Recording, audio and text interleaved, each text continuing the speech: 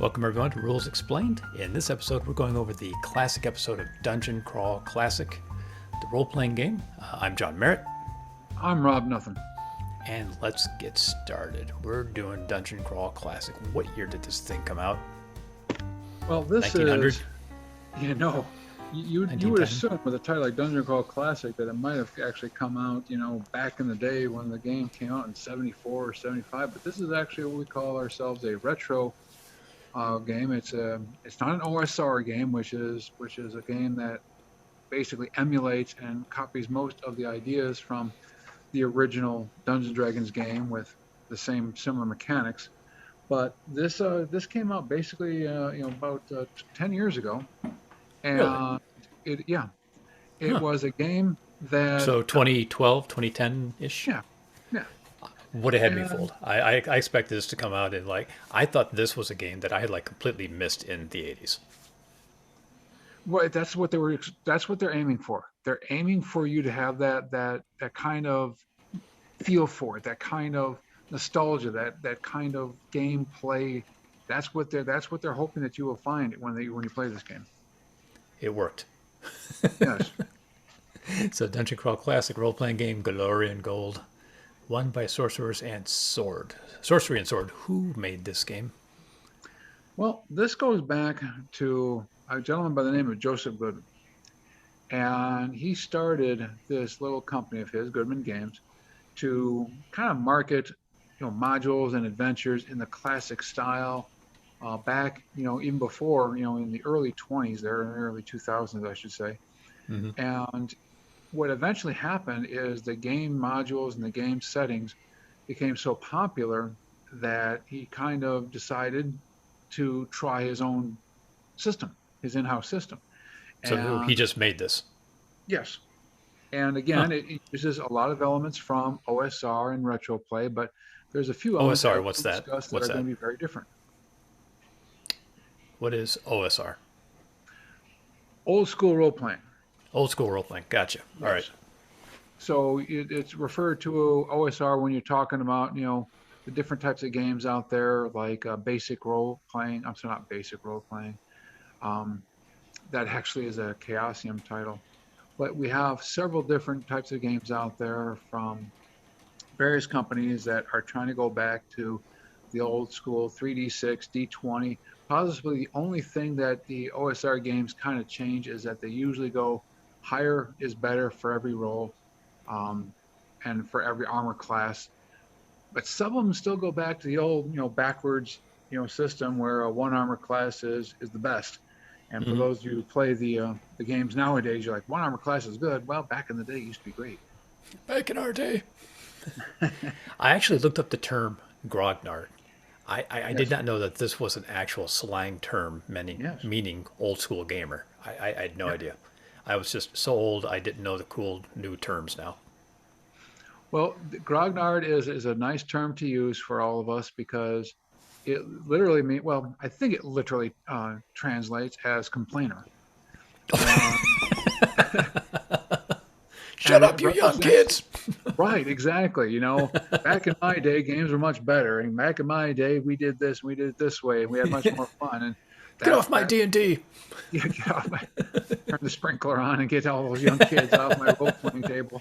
That's right. Um, it's just kind of it's a funny way to refer to us who have that knowledge of what it used to be like, and how we're passing it on. And for many of us, we're passing it on to our children. We're passing it on to our students if we happen to run clubs at our schools, and Oh yeah, I and know I and they're am. starting to get a feel for it. Although it's not, it's a niche market. Not everybody can get into it because it doesn't offer you every one of the bells and whistles that all the feats and special abilities can. But if you're just looking for a clean, simple mechanic, you just want to hack and slash. These are the games to play. I love it. I just saw an article. Henry Cavill, the guy who played Superman, Mm, uh, The Witcher, king of all nerds, yeah. Henry, paid a visit to the Warhammer headquarters, Mm, and I saw some clips of it, and I was thinking, oh wow, that is so cool. Someone as iconic as him or as popular as he is right now, to go play Warhammer 40,000. I think it's just really cool. I Yeah, think the list. I think it says a lot for the game and the industry. Mhm. It's not this geeky thing anymore. It's really starting to turn mainstream, very geeky, nerdy type thing. You know? Well, you look at an A-list of entertainers, and many of them are either former or current players of the game. Oh yeah, Stephen Colbert, for example, Colbert huge. is Yeah, an yeah is a huge fan. Diesel, Van Diesel is a big player too. that's true. You're right. Um, I forgot. yeah, And rest in peace, Robin Williams was actually a yes, huge World of Warcraft player.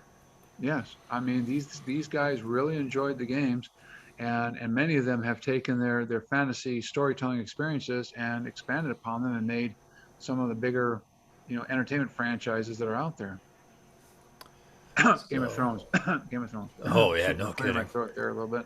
So here's the artwork. Looks like it was Mhm. done in a sketchbook and then scanned in and then put into print. Oh yeah, again, they are going back to the old school artwork. There is no attempt here to airbrush. There's no attempt here to create those fantastic and deservedly so excellent works of art. It really They is. are going back to the old school. As a matter of fact, many of the artists in this book are the old school artists. Jeff D, Jim Holloway, for example, Errol Otis, Jim Rossoff. These are the people that anybody who's played the game recognizes. And as a matter of fact, if I can plug another area, there's a great web series out there. Actually, just sorry, it's a web episode on Amazon about the art of D&D that people might want to go ahead and check out. I will definitely find that. That sounds really cool. Yeah, they go through all the artistic stylings and evolutions of the game, and of course, there's a whole book on the art of D&D. For anybody who's interested in art, that's a good book. But if you're interested in D&D, you should probably understand how art influenced the game.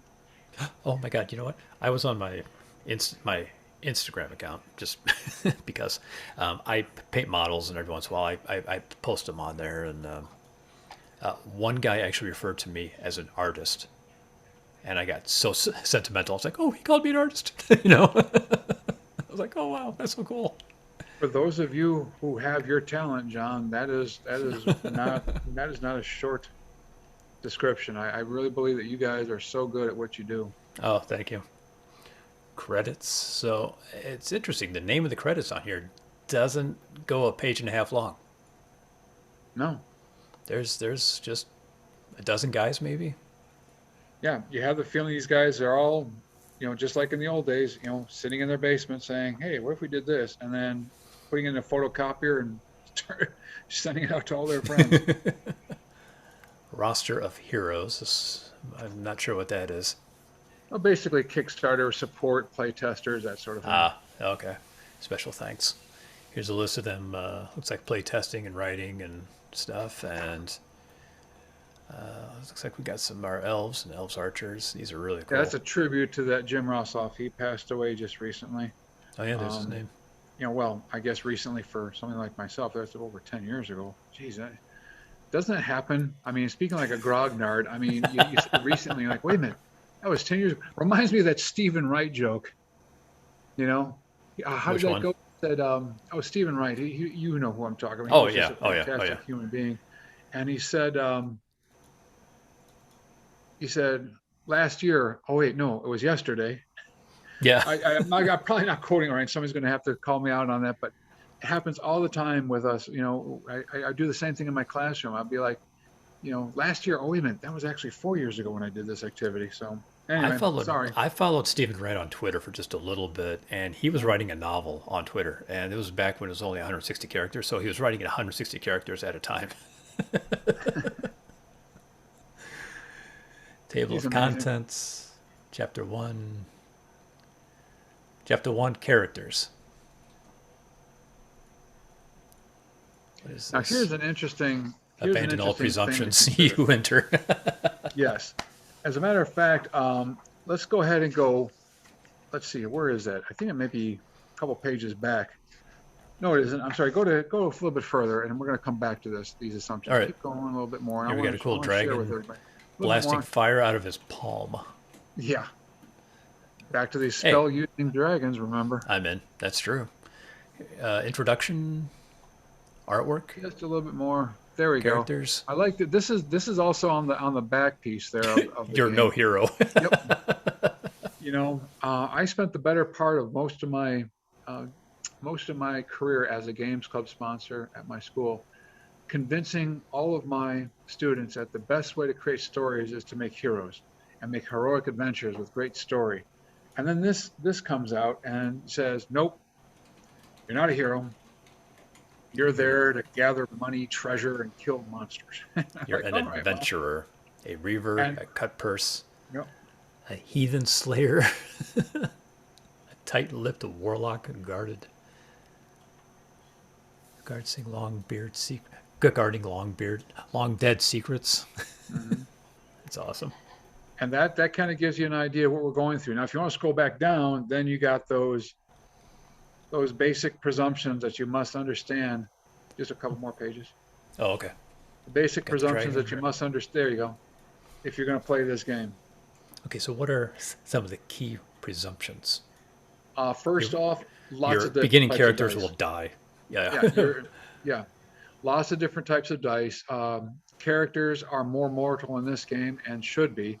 As a matter of fact, we're going to discuss probably one of the more interesting aspects of character generation, which is create multiple zero level characters, and whoever survives is your character for first level. But I'll have to explain that in a little bit. There's a lot of gameplay that is strictly just adventure for adventure's sakes. Puzzle solving. People who've liked the S series of modules for the old Advanced Dungeons and Dragons will really appreciate what DCC is trying to do. Traps, tricks, monsters that are clever, and there's no holding back. No. Generally speaking, that there's an exception. What I'm about to say, there's no like fate points to save you. I mean, your character goes to 0 hit point, you're dead.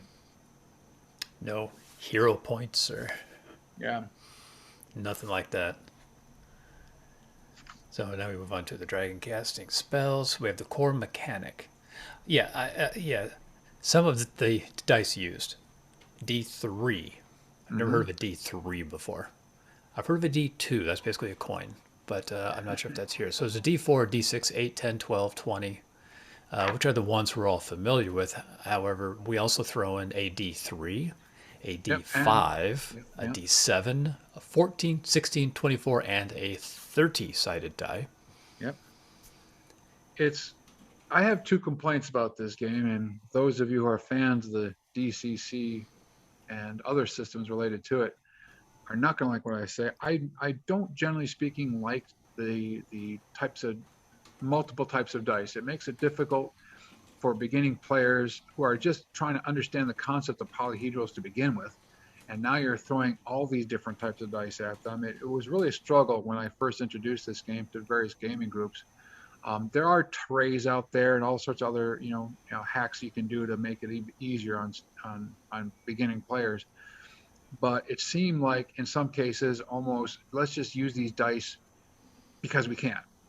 And Sure. again, I'm being a little overcritical, but it just seemed not truly necessary to go ahead and play the game. They could have probably stuck with the basic progression of polyhedrals, but hey, somebody is I'm hope going to argue with me and force me to defend myself later on. Well, there's 14 different dice you could be using. Yeah. I mean, that's a lot. Yes. I mean, as much as, we don't like, well, I shouldn't say we don't like, but the complete D6 system, at least you're rolling one kind of die. Right.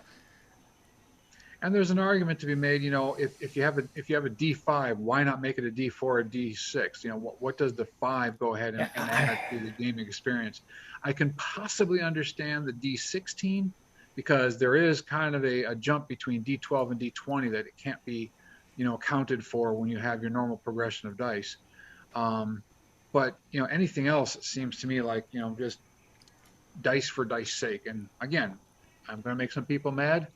And good. Joseph Goodman, if you're listening, please feel free to go ahead and let me know how wrong I am. We'd love to hear from you. Any other core principles? Well, in essence, I've kind of hit on a few of them, including the idea that death is coming and that your character generation process is going to be very different. Okay, so the core mechanics. What are the core mechanics? So we have, okay, yeah, the goal is to roll high. Yep. DC sometimes, so the DC, difficulty challenge? Yep. Difficulty class and armor class. Okay. How is the game different from what I've played before? How is this different than from what I've played before? Like a typical Dungeons and Dragons, Well, fifth edition that's that everybody in the world has played. in essence, if you played third edition, fourth edition, if you played Pathfinder, or if you played any other role playing games like Modifius, or their adventure systems like Conan or whatever, you are not going to have a lot of feats. There's no skill system. Um, you don't choose a lot. As a matter of fact, if you take more than 15 minutes to make a character in this game, you've done something wrong. You've overthinking this. Yeah, this is a game where the longest time you're going to be spending is rolling the dice and adding them up in your head. Mm-hmm. Um, this is a very basic, straightforward game system that's designed to get you playing right away.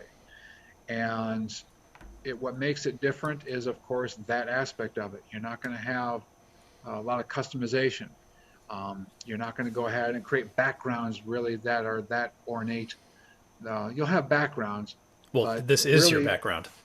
yeah, your background becomes your adventure. I mean, Yeah. the exception is that you're a farmer or some other peasant who's Uh-huh. thrown into an extraordinary situation, and you're one of the 20 or 30 that survived, and now you're a first level character. Now you have your history. You've actually played it out. So essentially, you're making 5 0 level characters. Yeah, the accepted amount is four per character, four per player, four zero Okay. level characters per player, and the expectation is you roll them as is. You roll the stats in order, and you keep whatever you roll. There's no re-rolling ones. There's no roll four, keep the highest. So you will have characters with scores of 5 and scores of 50. They'll be all over the place, and it'll be just fate or your favoritism that makes one or the other survive, and the Mm-hmm. other ones will become, stories that are told around the campfire. So here's our characters. Lots of really cool artwork in this book. Yes. Let me see the character creation funnel. This is the unique aspect of the game that lots of other games are starting to emulate now. I've noticed that D&D is starting to come out, 5th edition is starting to come out with a lot of zero-level rules of their own and trying to encourage people to do very similar ideas. But in short, again, you create 4 characters, and you're going to play all 4 of them, which, again, that's what makes this game different than normal games where you play one character. So you create those 4 characters, and they on average have maybe 2 or 3 hit points, and their ability scores Two are or all over. three. Yes, 2 or 3 hit points. You heard that correct. And you have your stats are all over the place, and you basically go in there with a pointed stick, and maybe if you're lucky, a chicken or something else to go ahead and throw at the monster to distract it. And I'm not Really making that mean up. That tempered is an chicken. actual possibility. Okay, And so I'm sorry, go yeah. on. No, I was just going to say, then you take those 4 characters, and then you have the other players who have their 4 characters. So you probably have about 20 peasants and people of various walks of life wandering around in this dungeon setting or whatever the adventure that's been cooked up, and they're dropping like flies. And that's, to many people, the fun of the game is that, you'll say, okay, this character walks that direction. Well, a big stone drops on him and he's dead. Oh, well, okay, now I only have 3 characters. I mean, there's not a lot of, a lot of, shall we say, storytelling at that particular stage. It's just who will survive. It's a very Darwinian concept in a way. Very shallow characters. Yes, Okay, so we roll abilities, we determine the occupation, you choose an alignment, purchase equipment, attempt to survive your first dungeon. If you yes, survive and reach 10 XP, your adventure, your first level. Congratulations, you're a real person now. yeah, Oh, that's hilarious. I mean, it sounds like it's just fun. it is. And I go to conventions all the time. This is my go-to at conventions. I've tried refereeing it a couple of times. You and I and our Our adventuring group group, yeah, played it once. sure, sure. Actually, I think we played Mutant Crawl. That's what we played, which is a very similar game, but um, obviously set in the post-apocalyptic future. But it just has a different feel to it, a different play to it, and there's something just peculiar about it that makes you want to play it. It just draws you like a moth to a flame. You can't not want to play this game. Okay, so our ability scores, it looks like we have a 3 to 18, so are we rolling Yep. 3d6 for each attribute? Yep. No, you got to keep what you roll. You don't get to re-roll nothing. No do-overs. No. Okay, we have a Possibly the luck only thing score. that you might see as a cheat Hmm. is if you have a very generous dungeon master, I'm sorry, a very generous game master, they might let you assign the scores. But even that, I think, as far as even if I were to play the game and referee the game, I wouldn't even allow it because half the fun is creating these characters that are so varied in their abilities and just seeing which one will survive. Okay, and here we have saving throws, languages. I mean, these are all pretty standard, aren't they? Hmm. Levels, occupation. Is there like an There's oh, your look zero at that level rules occupation right table. there. And then Oh what you gosh. do, here's the weird thing, and this takes some getting used to. First off, my second complaint to this game is it uses ethnicity slash race, depending on what you want, what term you want to use, uses ethnicity and race as your class.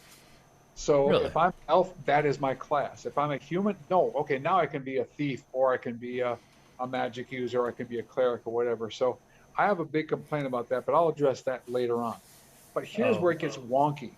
because when you generate your zero level character, you don't get your racial traits.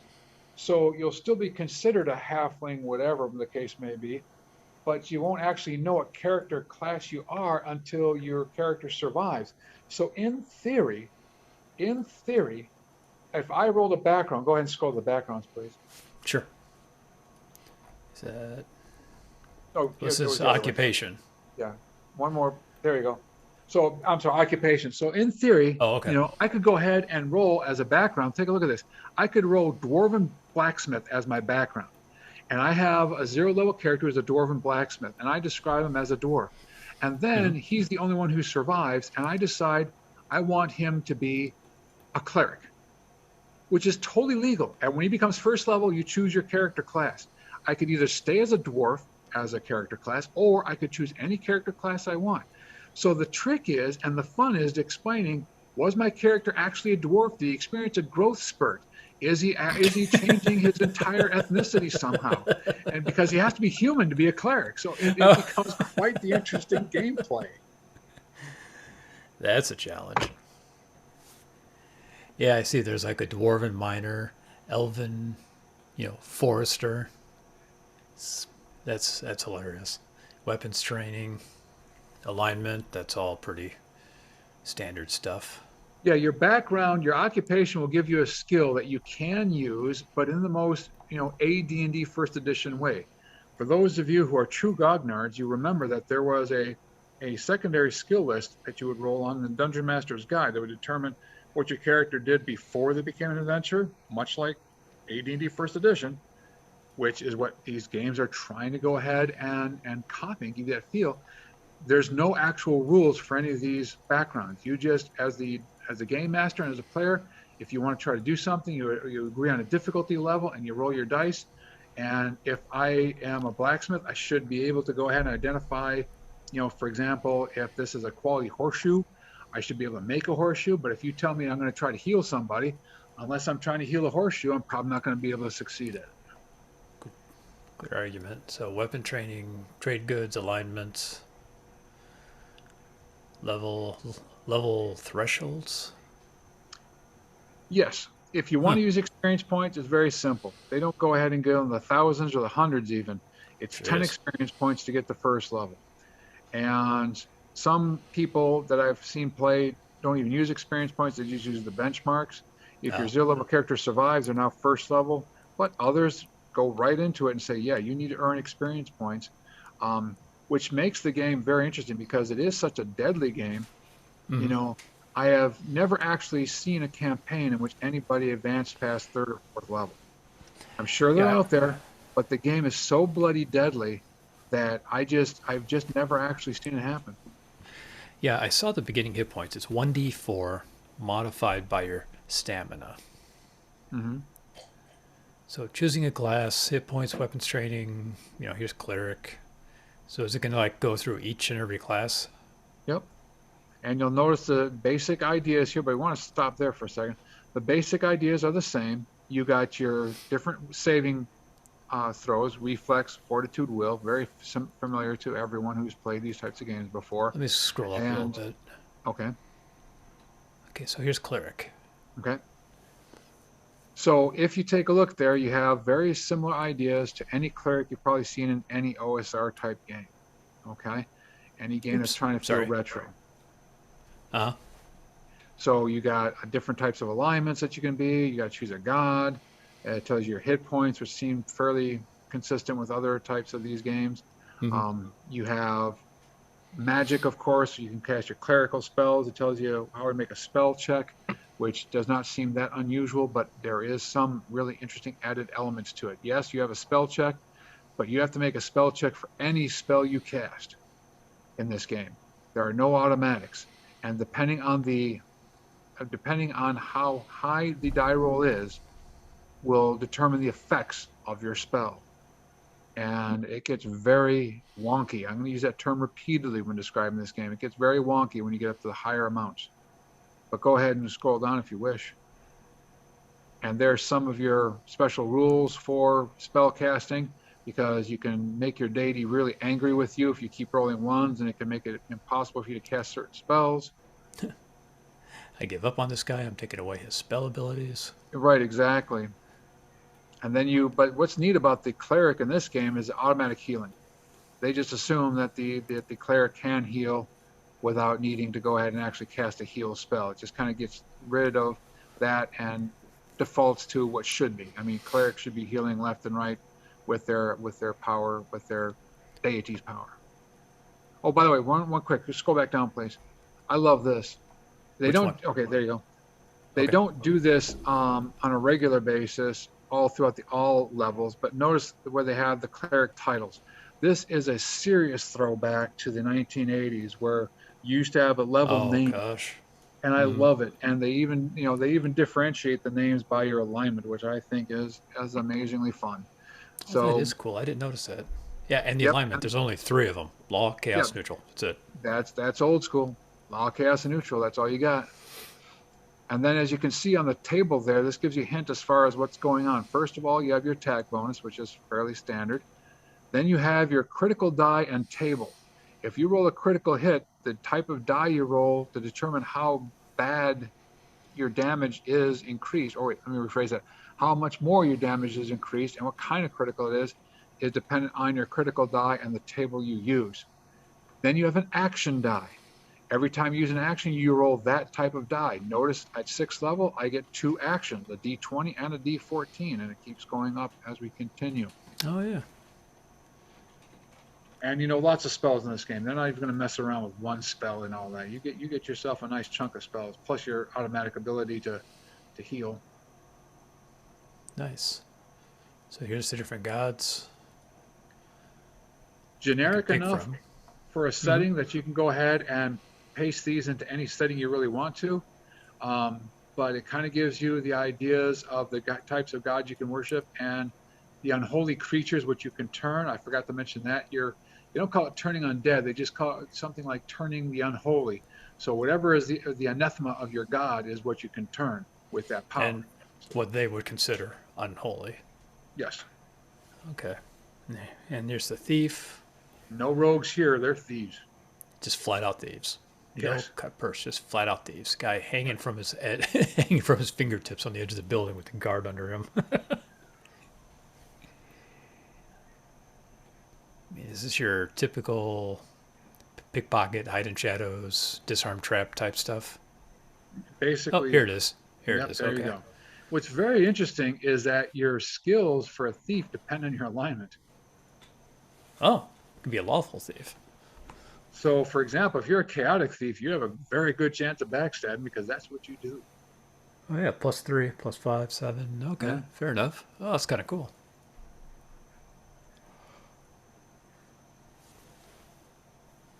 Take the eyes from the skull. What could possibly go wrong? Nothing at all. Split the party while you're doing it. Yeah, split the party. Great idea.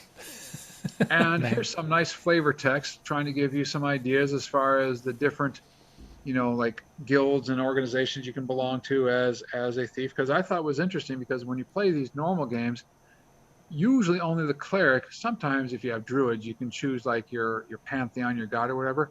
Well, why Hmm. not everybody else? So every character class here well, every human character class has the god they can worship, or if you're a wizard, you have a some sort of pact creature. If you're a thief, you have a guild. If you're a fighter, you have an order. So you have a little bit of a way to customize your character, just a tad. But or you can just ignore it and just make a character and get on with it. I love it. And then the warrior, so kind of the same thing. Attack pool, crit damage, alignment, get the titles. Some awesome artwork. Mm-hmm. Militant orders. Different guilds. Yeah, basically you can go ahead and align your character with one of these orders, and that could be part of an ongoing campaign. There's really no special rules for it, no special bonuses. It just adds flavor. Okay, so here we have the warrior, the dwarf.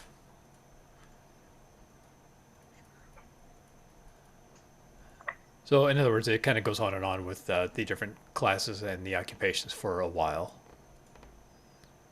Yes, And and like, again, here's my complaint. This is where I want to address it. Even back in the day when I played in the '80s, I had trouble with the idea that if I want to be an elf, that is what I am. yeah, I that's don't a have any other. I can't be an elven cleric. I can't be an elven fighter. I can't be an elven whatever. I'm an elf. Same that's thing a with halfling. Same thing with dwarf. no mixing and mashing. Nope. And there's an easy fix for that. I got a little hack that I do in my games where if you Robify it. sacrifice one of your racial traits, you can go ahead and choose a package from a character class to allow you to do something minor within that character class. So it doesn't imbalance the game because you have to swap out a special ability for one of those class-based, human class-based ideas. But at least in this regard, and again, somebody's going to go ahead and have to tell me if they think it's a good idea, or am I despoiling the game by doing it? But in essence, it at least gives your player characters a chance to play that halfling thief, or to play that halfling warrior, or that halfling wizard, or whatever you want to do. Well, at this point, that takes us through the character generation. We're out of time, so why don't we end here? We'll pick up next week where we start talking about skills. I want to thank everyone for listening. Again, if you have any questions or comments, you can email us at rulesexplained@gmail.com. You can find us on Twitter, Facebook, and we're actually just starting to broadcast now on Twitch. So we're going to post a time. We normally record Tuesday night at 7:30. So feel free to tune in. You can chat along with us in the Twitch chat. So again, I'm John Merritt. I'm Rob Nothing. Guys, thank you for listening. Adios.